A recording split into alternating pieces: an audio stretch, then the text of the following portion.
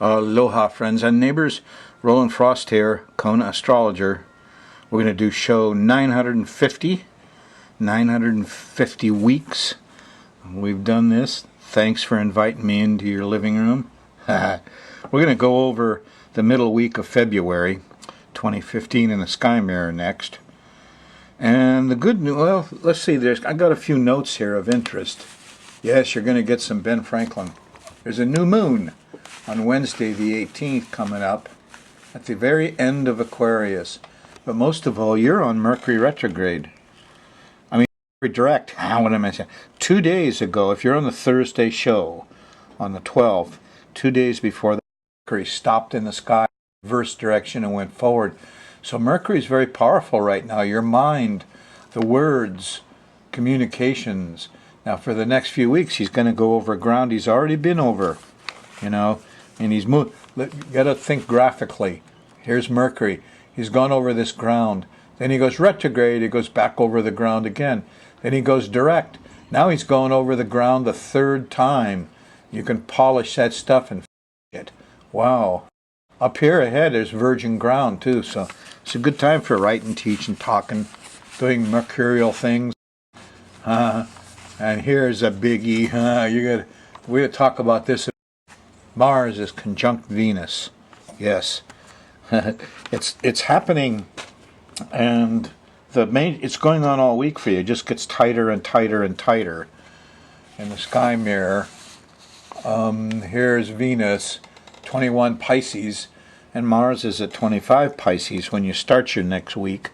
Now, towards the end of next week, both of these planets, they speed up. See, Venus is going faster than Mars. So Venus is going to go by Mars and kind of light the football player up, and he's going to want some sweets. So in your life, sex will seem more physical, and there'll be a certain attractiveness about doing macho stuff. Now, don't bite, okay? My cat, I see, gets all randy and bites at this time. He's more on that later. Anyway, Venus is going to go by Mars, and the last Thursday, Friday of your next week, it all goes into Aries. And the character of these two changes. Mars and Venus are Romeo and Juliet, and you'll see them walking along the street.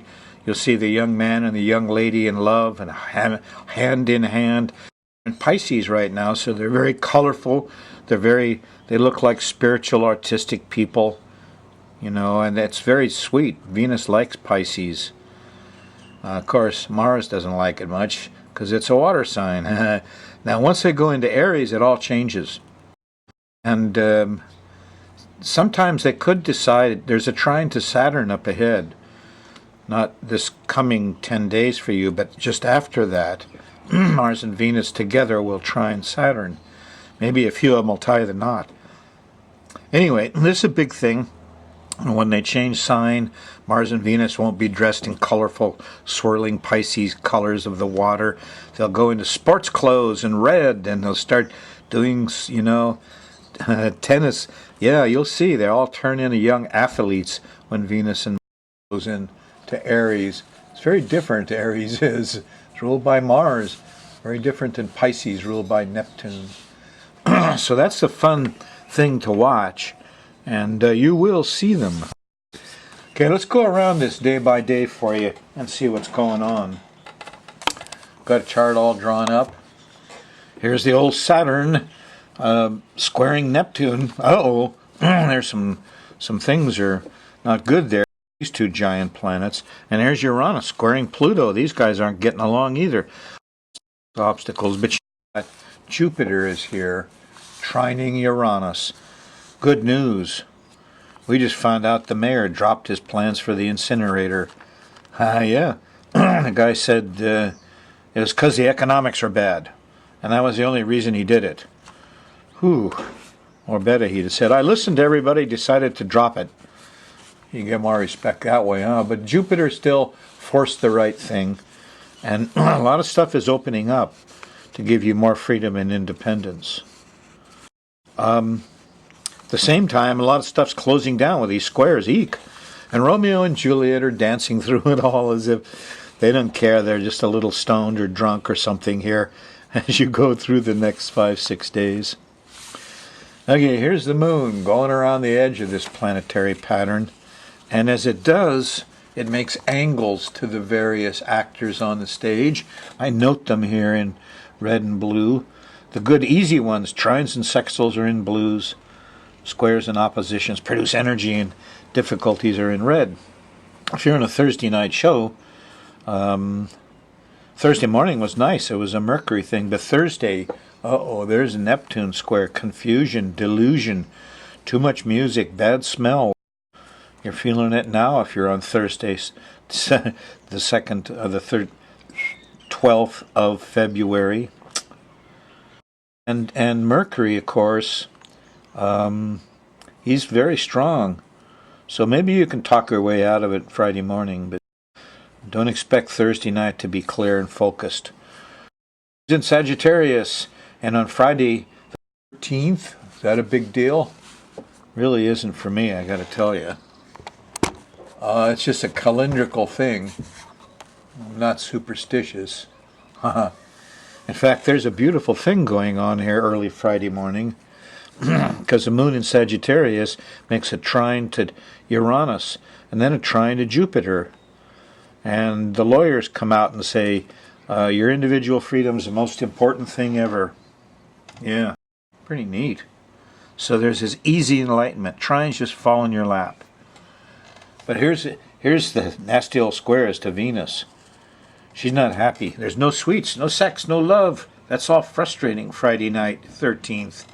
So go for intellectual enlightenment in the morning and afternoon and give up on it. By the time you get to midnight 2 a.m. Saturday, the moon squares Mars, and everybody's a little ticked off. Juliet didn't show up, and Mars is stomping around, throwing a tantrum. So don't stay up late. My little friend just came up here and nuzzled my leg and said hello. Nice little cat. They call him Shadow. He looks you right in the eye. He's very telepathic. And he kind of came to us accidentally about 6 months ago and has made a friend of everybody. Huh, Shadow? You're a good little boy. Now, Saturday, the moon is moved into Capricorn in the afternoon. I mean, you could still be angry Saturday morning from that Mars square, but there's a nice sun sextile that comes up here after the Mars. After you lose your temper, Friday night, Saturday morning, then you'll kind of get your head straight and go for the project. Go for what you want to do, because the sextile to the sun comes after the bad square to Mars. So it's kind of like an answer to the problem. Saturday could be okay. When you get into Saturday, whoops! Little guy just jumped right up on the chart. What are you doing here? I'm recording. You can't come and interrupt that. What are you sitting on? Get off the charts here, kid. Come on. My territory. Well, his name is Shadow, because he followed everybody around. Can't see him at night. Okay, Saturday night, the 14th. Here's a nice sextile to Neptune. There's music. There's brotherhood, there's sharing. You know, it's a kind of a feeling of the higher heart soars a little bit Saturday night. Not like Friday night. Friday night is the fights. Saturday night is time for song and music. Religion, art, music. The vibes continue pretty much through Sunday, the 15th of February. But as you get closer to the middle of the day, you get into range of that Uranus-Pluto square, and zap, the lights go out. The airlines don't run. Of course, this isn't as bad as it's been for a while now because of that lunation on this square. Exaggerated it all. Every weekend, all airlines stopped. But this is the moon going by Pluto on Sunday, the 15th. So everybody's concern is about police and guns and power and control, epidemics, vaccinations, needles, drugs. No, drugs are Neptune. Anyway, here's that startle reflex, huh? Here's your panic reflex being set off on Sunday. And some of you may have charts to go off a little earlier. I woke up at 3 a.m. in the morning. Beep, beep, beep, beep, beep. Finally, I got up and went and looked. The cats had been fooling around, knocked the phone off the hook, and it squawks until you hang it up. Well, there's all kinds of little reasons, but Sunday will be one of those interesting interrupted days, and don't count on having the normal control of things you do. Monday, the moon's still in Capricorn, and probably you still be thinking about what happened Sunday, and but here's a nice sextile to Venus. Aha, Monday morning, early, be with somebody you love. There's some peace and quiet and nice stuff. Venus is there. Oh, nice. Mars, too, huh? Doesn't come in until the afternoon, the sextile to Mars. But he's there, and Romeo's a little late. Venus put her perfume on, waited a couple hours. But still, it's very romantic. And the main thing is, you're in the Mercury zone. And, this Mercury's just stopped. And it's moving slowly, going forward. And it has a nice sextile, the dotted blue line over to Saturn. So your thinking and your words, communication, transportation is very responsible, well organized. And so you feel like writing it down on Monday afternoon and evening. Do it. Do it. Good time for signing important papers and contracts and making deals. Mercury is a guy that loves to make deals. And with a sextile to Saturn, in the old days, the big clock on the square was a big chart, and everybody hung around on the square. And when the Capricorn was rising, that's Saturn, they would all make their contracts. They'd have a 2-hour deal, but they wanted to make sure it was Capricorn. That's Saturn. So this is a good time for contracts and things. There's a feeling of brotherhood here also because Mercury's in Aquarius. There's a high X side to this thing. Kind of nice. Moon into Aquarius, Monday afternoon. Vibes change. You get very mercurial. You're walking and talking and getting organized. It's good. And still in Aquarius on Tuesday the 17th. And here's a nice sextile to Uranus. And all the technical stuff is going. And let's put this machine on. Oh, wait a minute. There's an opposition to Jupiter. I got to check with the lawyers. Or maybe we're trying to do too much. Not sure.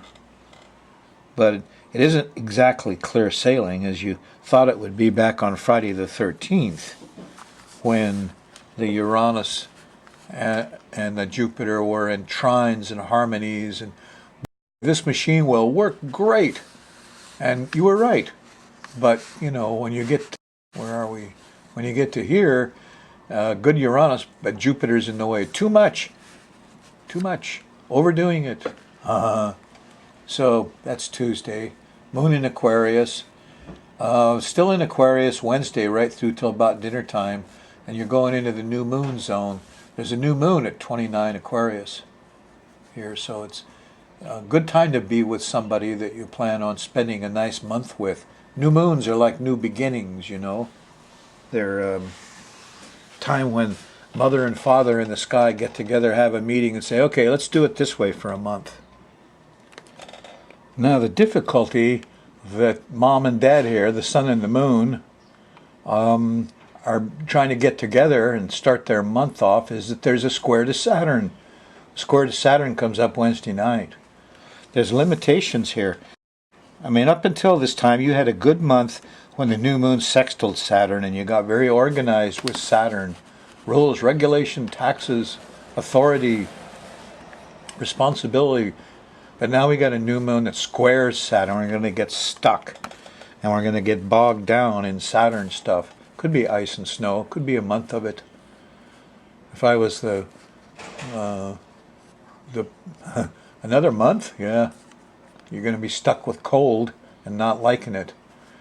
So, whatever plans you make on this new moon, be aware things are going to go slower and be colder and drier.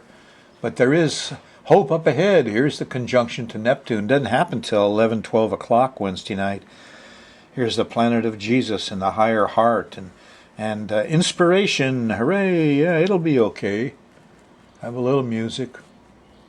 Moon's in Pisces. As soon as the moon shifts into Pisces about noontime on Wednesday, it'll all feel, more happy, more faith, more, yeah. Continues through Thursday. You even get discovery feels powerful Thursday in the middle of the day. Nice sextile to Pluto here. Oh, we discovered some new stuff. What's up ahead? Well, look at here. Here's Venus zone. Starts late Thursday night, but by this time Venus and Mars are down here. So you'll feel it with the moon in Pisces a little bit, but then there'll be could I call it a zap when the moon when the moon crosses into Aries? Let's see, when is that? This is 2 a.m. Midnight, 10, 8, 6, 4, 2, pretty almost close to the middle of the day, 10, 11 o'clock. Moon shifts into Aries. So you're going to feel the zap here Friday in the middle of the day. Depends on your location a little bit, but you'll be looking at Venus and Mars. Maybe there's a famous young couple. Here's the prince and the princess, something like that. Or maybe you'll just, here, look, let's get serious. What happens when Venus goes by Mars? Let's look at it from Mars' standpoint. Here's the young warrior. Here's a football player, handsome young Aries guy, the the worker, the physical guy, the soldier, the young hero. Here's Romeo. What happens when Venus goes by there? Well, he tends to get softer and kind of give up, and he wants sweets and sex and orgasm and pleasure, and he can tend to forget some of his macho things. Well, you put down your spear, Mars, so you could go and sip some sweets.